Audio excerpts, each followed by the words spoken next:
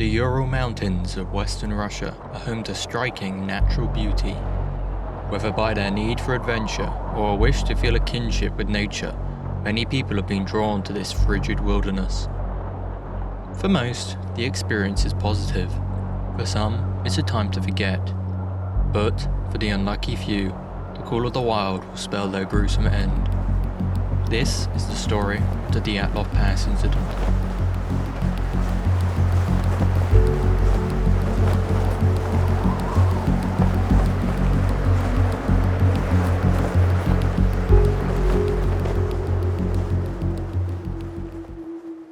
In late January 1959, a group of experienced hikers consisting of 8 men and 2 women set out on a trip in the Northern Ural Mountains of Russia. The group was largely made out of students or graduates from the nearby Ural Polytechnic Institute, with the expedition arranged by Igor Dyatlov, a radio engineering student and talented craftsperson. He was the de facto leader of the group. The other members included Alexander Kolovatov, a 24-year-old physics major, Lyudmila Dubanina. At age 20, she was the youngest of the Dyatlov party and studied engineering and economics.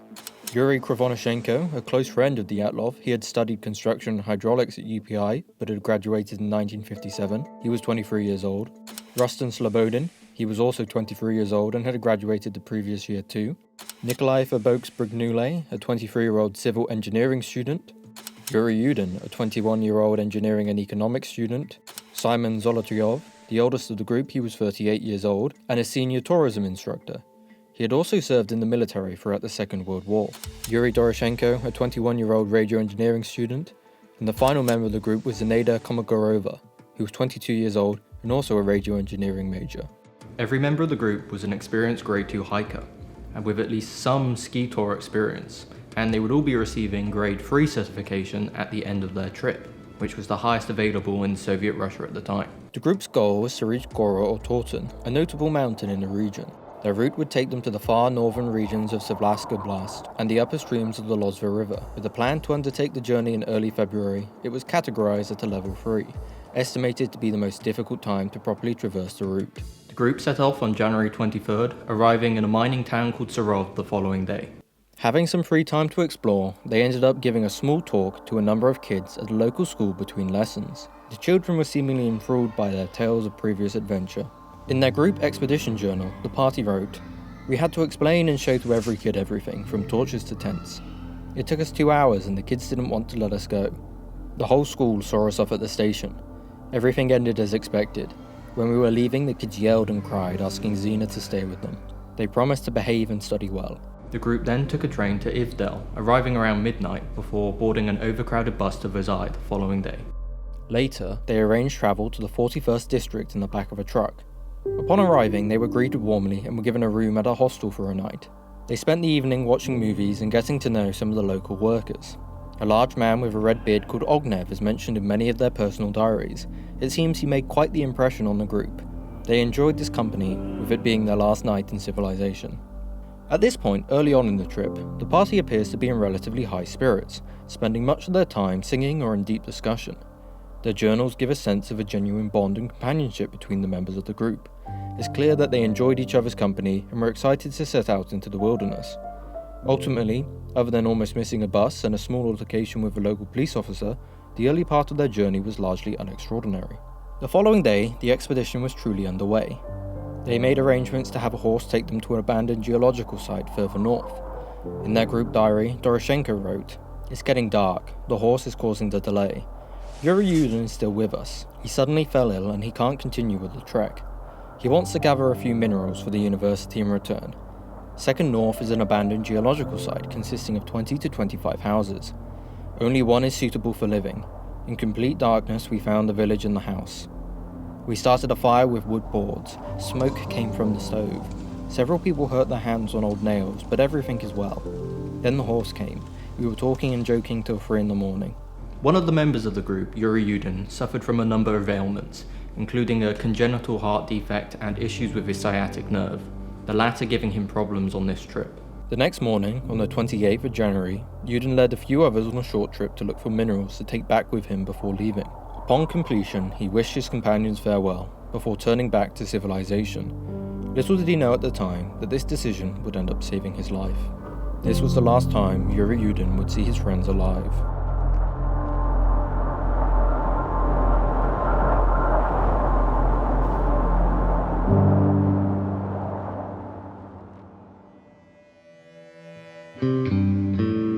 The remaining members of the expedition continued on their planned route, at first making good time. They spent much of the next few days following a Mansi trail, the Mansi being an indigenous group who occupy much of the local territory. On the 29th of January, they left this note in the expedition journal. Second day of our hike, we made our way from the Lozva River to the Ospaya River. We walked along a Mansi trail. The weather is minus 13 degrees C. The wind is weak. We often find ice on the Lozva River. That's all. The Mansi people are mentioned pretty regularly in most of their personal journals, with the group taking interest in things like their hunting practices and language, having been taught some words from people at District 41 before leaving. On January 30th, they wrote this note in the expedition journal. Today is the third cold night on the bank of the Ospaya River. We are getting used to it. The stove does a great job. Some of us think that we need to build steam heat in the tent. The curtains in the tent are quite justified.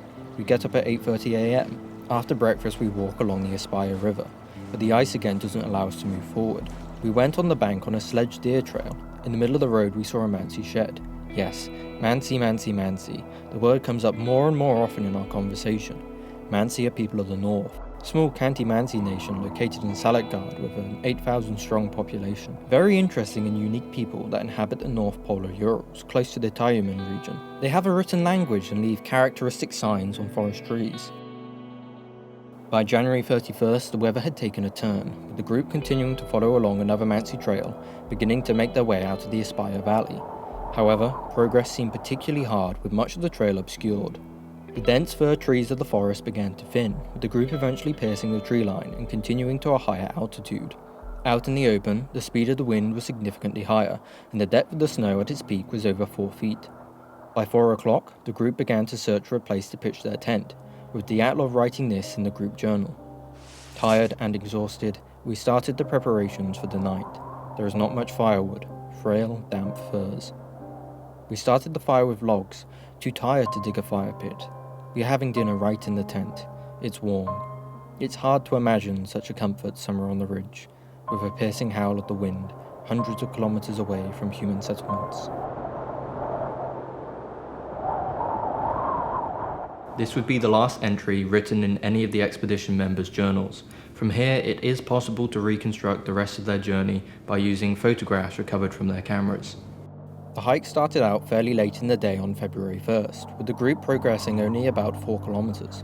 In a nearby wooded area, they cached surplus food and supplies that would be needed for the trip back on a raised wooden platform, later called La Base or camp base. Next, they began to move through the pass, seemingly aiming to progress to the other side to set up camp. Instead, they deviated west towards the top of Kalachakal, possibly losing their heading due to worsening weather conditions and limited visibility.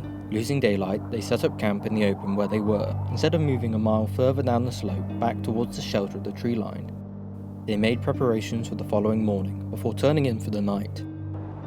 In the early hours of February 2nd, 1959, on the frigid slopes of Kalachakal, or in English, Death Mountain, every remaining member of the Dyatlov expedition would tragically lose their lives in unexplained circumstances.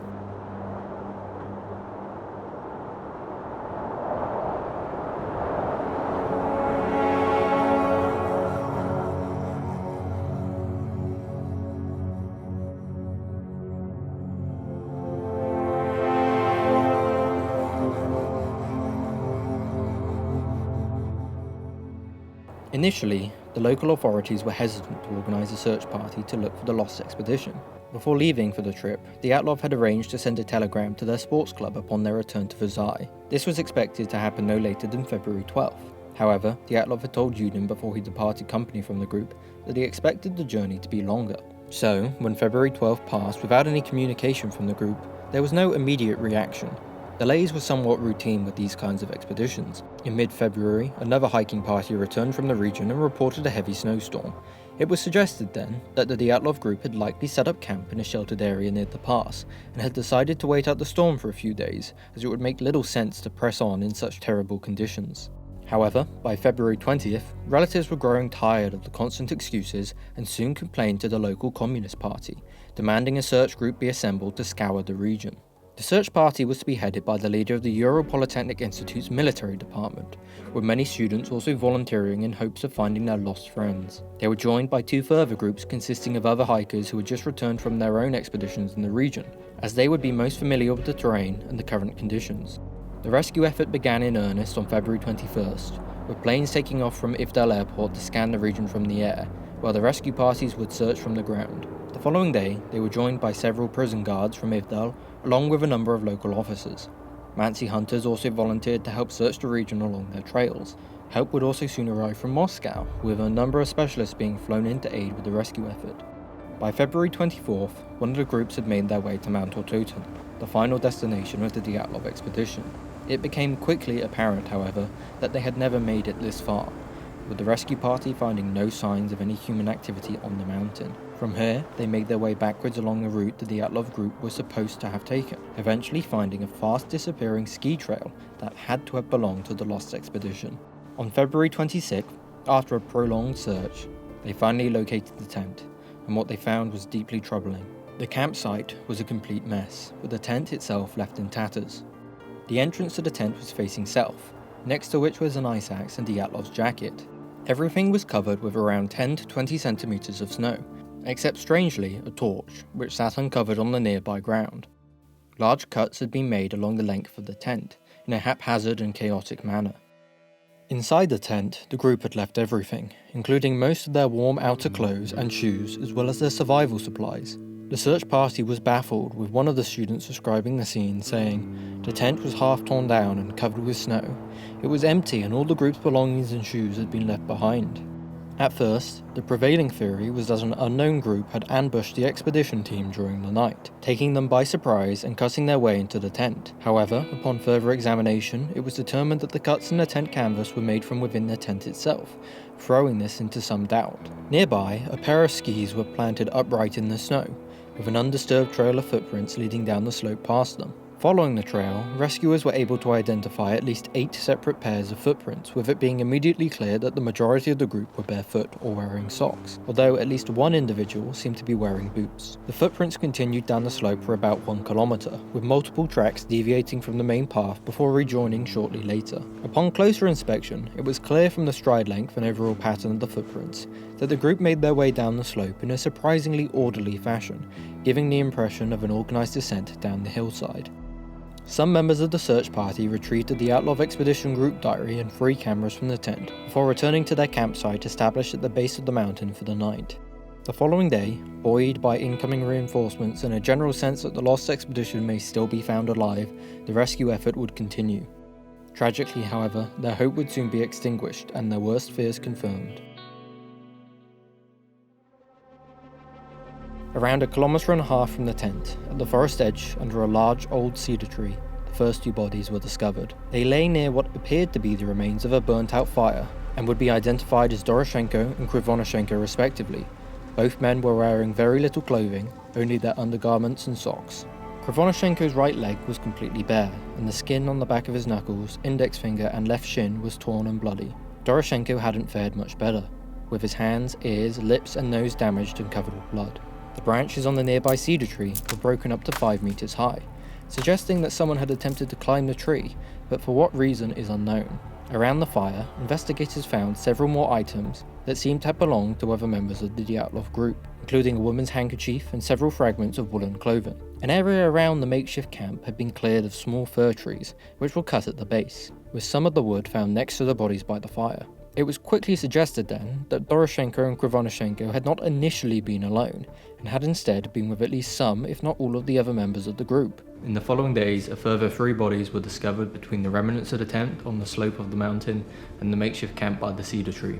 The first being Dyatlov himself, found around 300 meters from the cedar tree, with only his hands visible above the snow, clenched into fists atop his chest. Next was Zenaida, who was found 630 meters away from the cedar tree, and was far better dressed than those found before her, wearing multiple layers and several pairs of socks. However, she too was missing her shoes. Finally was Rustin Slobodin, who was found about 480 meters away from the cedar tree, face down and covered with almost 50 centimeters of snow.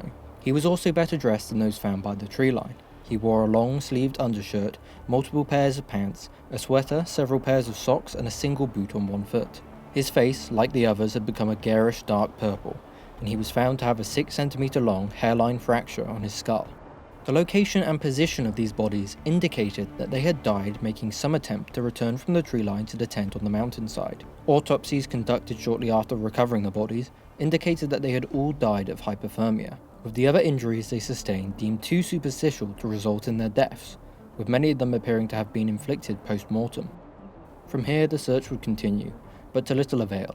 With difficult terrain and uncooperative weather conditions, finding the remaining members of the Dyatlov expedition was beginning to look more and more unlikely. Over 2 months passed without much progress, when in Maine, with warming weather conditions and retreating snow, things finally began to move again. A local Mansi hunter, out with his dog, noticed a trail of cut furs, similar to that found by the fire at the cedar tree some months before.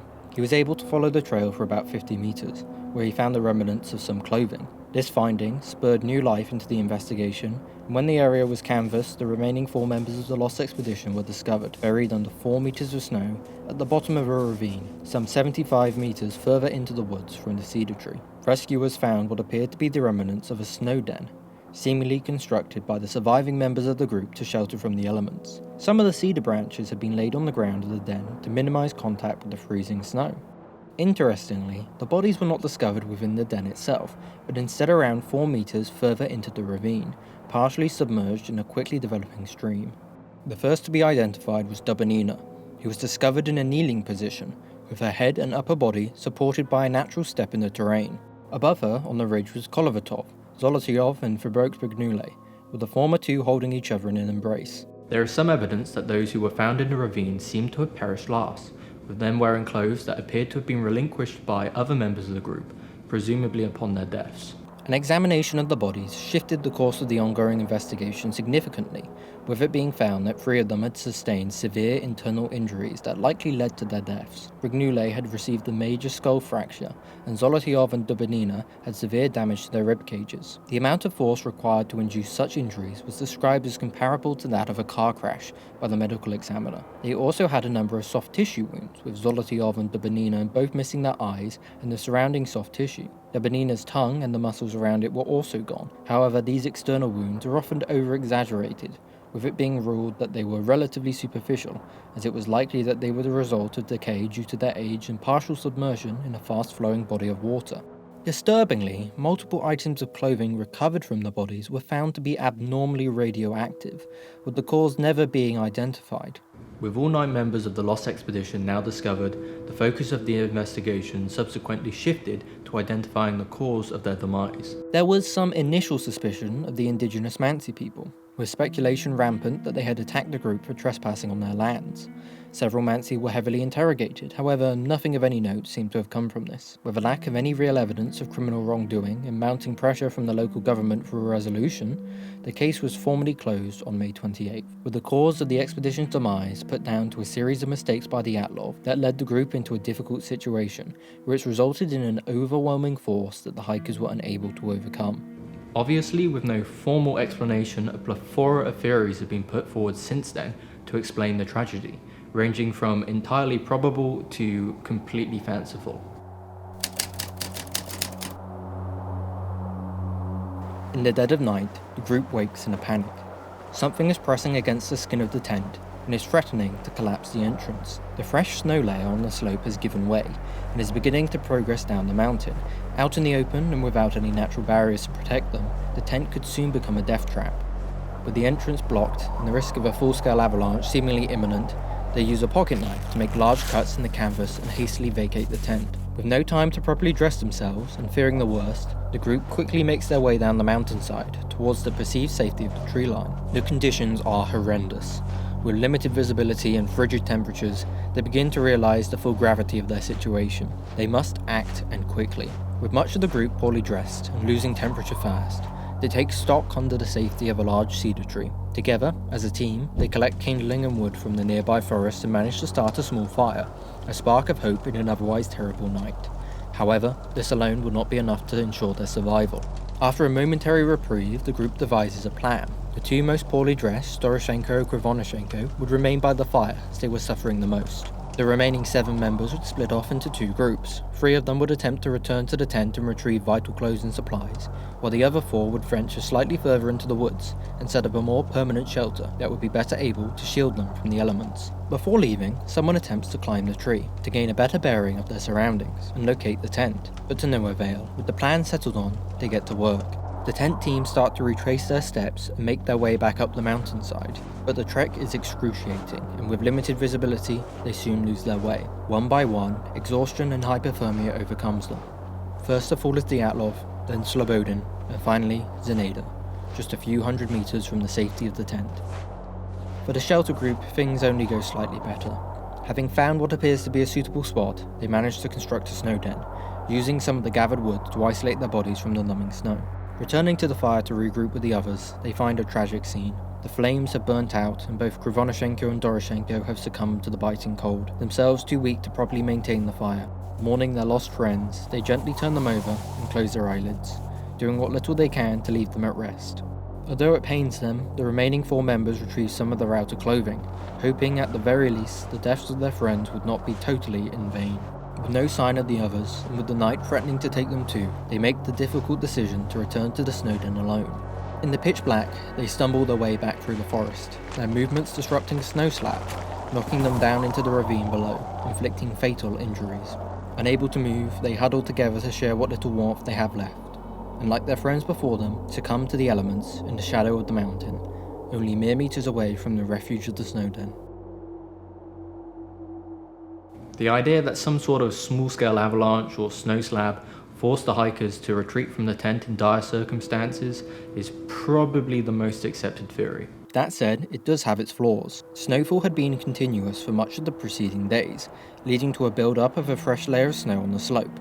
It's proposed that when the group arrived on February 1st and began to set up the tent, they disturbed this snow layer and weakened its bond to the layers beneath. It's generally agreed upon that the group were taken by surprise, which would explain why they were so poorly prepared for the outside conditions. An avalanche would certainly satisfy this criteria, and would explain their hasty retreat to the perceived safety of the tree line. A 2015 investigation into the tragedy, requested by the families of the victims, which was conducted by the Investigative Committee of the Russian Federation, came to this exact conclusion. They confirmed that the weather conditions on the pass that night had been severe, with wind speeds bordering on hurricane force and temperatures as low as minus 40 degrees Celsius. They cited this, and a number of other mistakes the group seemingly made, like the location of their tent, as prime factors contributing to their deaths. They also indicated that major negligence from those in charge of the 1959 investigation led to their report creating more questions than answers, and spurring countless conspiracy theories. That said, some doubt has been thrown onto the modern investigation, with this theory still leaving notable gaps. For one, the location of the incident showed little to no signs of a major avalanche, although it is possible that a minor one could have occurred or something more similar to a snow slab. Secondly, over 100 expeditions to the area have happened since, and not a single one have ever reported conditions that could have led to an avalanche. On top of that, this theory doesn't account for the radioactivity detected on some of the recovered clothing. However, the explanations for this aren't necessarily insidious. Both Kolovatov and Krivonashenko had previously worked at jobs where they might have come into contact with radioactive materials. If the clothes had originally belonged to them, it's possible the readings could have been caused by past contamination. That said, experimental washing of the clothes by investigators showed that when soaked under running cold water for 3 hours, the radiation was reduced by as much as 30%, and both Kolovatov and Krivonashenko hadn't worked in environments that could have led to the contamination for many months. On top of this, experts who examined the readings felt that it was not possible for the radioactivity to be a result of a natural process, and so must have come from some sort of man-made source at some point in time. It also seems odd that a group of such experienced individuals would choose to set up a tent in an area that might expose them to an avalanche, although without further details about what exactly happened on the night, it's impossible to tell why they chose to set up the tent where they set it up.